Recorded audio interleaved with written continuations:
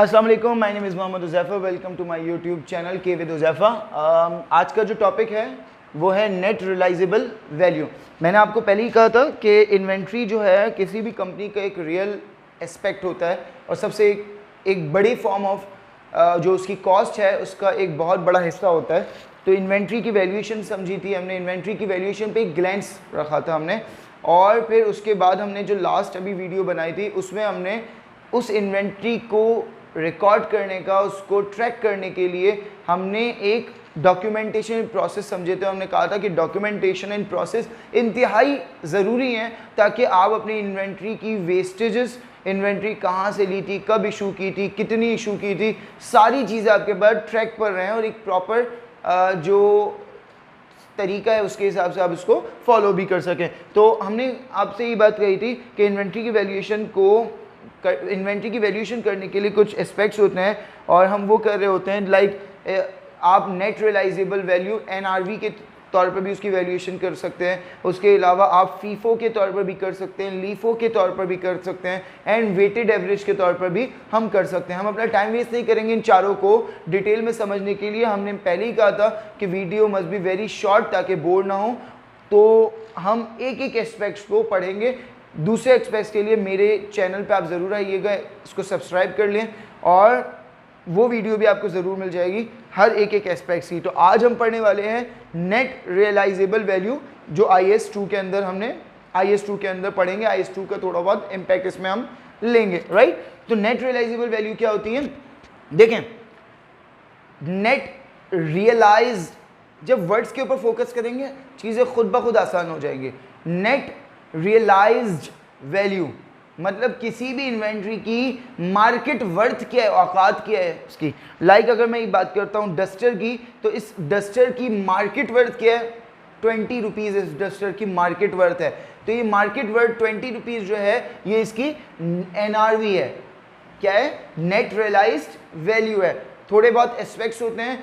अगर इस डस्टर को बेचने के लिए मुझे कोई कमीशन देना पड़ रहा है या इसको बेचने के लिए जो भी कॉस्ट आ रही है, उसकी ट्रांसपोर्टेशन आ रही है, उसकी कमीशन आ रही है, वो उसमें से माइनस हो जाएगी जब जाके वो उसकी औकात पता चलेगी। ये 20 रुपीज़ का मेरा ऐसे ही नहीं जाएगा, इसको जाने के लिए मुझे कमीशन देना पड़ेगा 5 रुपीज़ का, तो 15 रुपये मेरे जेब में आएंगे। हो सकता है 15 रुपये भी जेब में ना आए, 2 रुपये मुझे 2 रुपीज़ ट्रांसपोर्टेशन के भी देने पड़े, तो ये जो 2 रुपीज़ मज़ीद सब्ट्रैक्ट होंगे और उसके बाद then I get my net value. तो नेट वैल्यू क्या कहलाएगी, 13 रुपीज़, वो मेरी NRV कहलाएगी, नेट रियलाइजेबल वैल्यू। IS2 के अंदर हम ये पढ़ते हैं।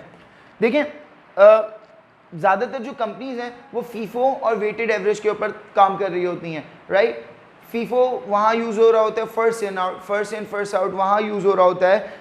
रिटेल इंडस्ट्री के अंदर अगर आप देखें तो वहाँ स्नैक्स आ गए, बिस्किट्स आ गए, इस तरह की जो चीज़ें आती हैं वो ऐसी हैं कि उसमें फर्स्ट इन फर्स्ट आउट ही करना पड़ेगा, वरना प्रॉब्लम क्या होगी, वह एक्सपायर हो सकता है, वो ख़राब हो सकता है। तो आपको इन्वेंट्री के अंदर फीफो ही यूज़ कर सकते हैं या करेंगे आप। वेटेड एवरेज कहाँ यूज़ कर सकते हैं, जहाँ ऐसी इन्वेंट्री जहाँ आपके पास सब मिल जाएं, प्रोडक्ट्स मिक्स करने पड़ जाएं आपको। डिफॉर्म बार की बात की थी, स्क्रैप आता है, स्क्रैप आपका सब मिक्स हो जाएगा उसके अंदर, राइट, सब मिक्स हो जाएगा। तो आप फर्स्ट इन फर्स्ट आउट वाला वैल्यूएशन नहीं अपना सकते, यहाँ पे आपको वेटेड एवरेज करना पड़ेगा। तो अभी हम रेट रियलाइजेशन पे ही रहते हैं।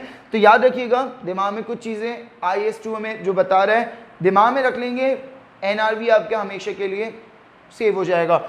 इसका एक तो दिमाग में फार्मूला रख दें जो हमने समझा था, एस्टिमेटेड सेलिंग प्राइस, उसकी वर्थ क्या है, इसके तौर पर 20 rupees minus estimated selling cost of completion. इसको बनाने के लिए इसके ऊपर आप देखें कपड़ा लगा हुआ वाइट कलर का, नजर आ रहा है आपको, ये मैंने अलग से डेकोरेशन पीस लिया, तो ये मेरा 1 रुपये का कपड़ा इसके ऊपर, राइट। कंप्लीशन करने के लिए 1 रुपीज़ का कपड़ा लग गया, minus estimated cost of sale, और मेरा 5 रुपीज़ को का कमीशन एंड ट्रांसपोर्टेशन इसके ऊपर लग गया। तो इसका मतलब NRV मेरे पास कितनी होगी, 14 रुपीज़ इज़ माई NRV कहलाएगी, नेट रियलाइज वैल्यू। इसकी मेरी वैल्यू क्या है, वर्थ क्या है, राइट। कुछ चीज़ें दिमाग में रखिएगा। देखें, कॉस्ट जो होती है एनआरवी से हमेशा कम होगी ऑब्वियसली। ऐसा तो नहीं है कि इसको बनाने में मेरी कॉस्ट ज़्यादा लगी और मैं अपनी वैल्यूएशन कम पे कर रहा हूँ, गलत है। वैल्यूएशन हमेशा जो बेचोगे आपकी जो कॉस्ट होगी वो हमेशा कम होगी, जब भी तो प्रॉफिट कमाओगे आप, राइट। इसका मतलब मेरी इसकी कॉस्ट हमेशा क्या होगी, कम होगी, मेरा एनआरवी ज़्यादा होगा, राइट। ऐसा ये बात कम दिमाग में बैठती है आपके, राइट। बट ऐसा भी हो सकता है हमेशा ये होगा कॉस्ट लोअर होगी, राइट, एनआरवी ज़्यादा होगा। लेकिन ऐसा भी होगा आपकी कॉस्ट बढ़ जाए, नेट रियलाइजेशन वैल्यू जो है वो कम, कॉस्ट बढ़ जाए। ऐसा कब होगा, आपको मार्केट वर्थ जो है इस डस्टर की पैसे कम मिल रहे हैं लेकिन आपने इसके ऊपर खर्चा ज़्यादा किया हुआ, आपने इसके ऊपर खर्चा ज़्यादा किया हुआ है लेकिन आपको इसके पैसे, इसकी वैल्यूएशन कम लग रही है। वो क्या है, अगर इन्वेंट्रीज आपकी डैमेज हो गई है, टूट गया, तो अब आपके पास इसकी नेट वर्थ, इसकी मार्केट वर्थ कम ही होगी, इसकी मार्केट वर्थ कम ही होगी लेकिन इसकी कॉस्ट आपकी ज़्यादा होगी, राइट। इसी तरह इन्वेंट्रीज ऑब्सलीट हो गई, ये डस्टर इस तरह आता ही नहीं है। अब डस्टर आता है, बटन दबाओ, यूं करो, सब मिट गया, इसका मतलब ये वाला डस्टर अब आपसे कोई, no one is going to buy from you, why, this inventory has been obsolete. तो इसका मतलब ये है कि your cost was higher and your inventory valuation in term of NRV is lower। और क्या हो सकता है, selling price have decline, suddenly नई इन्वेंट्री आ गई है, नया कॉम्पिटिटर आ गया, कोई और चीज़ आ गई, उसकी वजह से आपकी इसकी सेलिंग वर्थ जो थी अब 20 से 10 रुपये हो गई, कॉस्ट आपकी इसकी ज़्यादा, ये भी हो सकता है। कॉस्ट ऑफ कंप्लीशन और सेल, मतलब इसकी कंप्लीशन की कॉस्ट या जो सेल है वो, सेलिंग प्राइस जो है वो आपकी इंक्रीज हो गई, तो ये भी इसके ऊपर इम्पैक्ट करता है। ये सब IS2 का पार्ट है। एग्जांपल समझते हैं, आपके पास 3 फिनिश प्रोडक्ट हैं, फिनिश प्रोडक्ट 1, 2 एंड 3 XYZ। आप डस्टर ले लें, मार्कर ले लें, मिरर ले लें, कुछ भी ले लें, 1, 2, 3। उसकी कॉस्ट आई थी 8,000, 14,000, 16,000 respectively. Selling price was 7,800, 12,000, 14,000। Cost of completion, selling cost आपके पास ये है। अगर मुझे इसका NRV निकालना है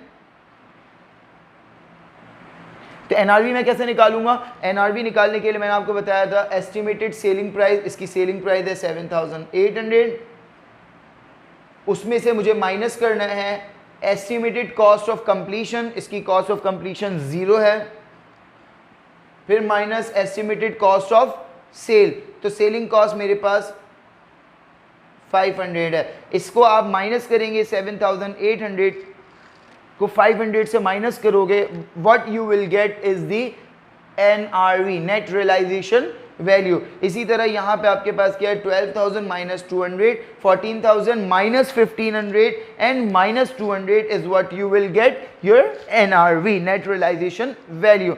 होप आज के आपको लेक्चर समझ आया होगा। नेट रियलाइजेशन वैल्यू बहुत सिंपल है, कब यूज़ होती है, ड्यू डिलिजेंस के वक्त खुसूसी तौर पर समझ लेते हैं कि आपकी पास जो इन्वेंट्रीज पड़ी हुई है उसकी क्या वैल्यू है, उसकी क्या वर्थ है, ताकि आप अपने एक बैलेंस शीट के अंदर आप उसको रख सकें, सही है।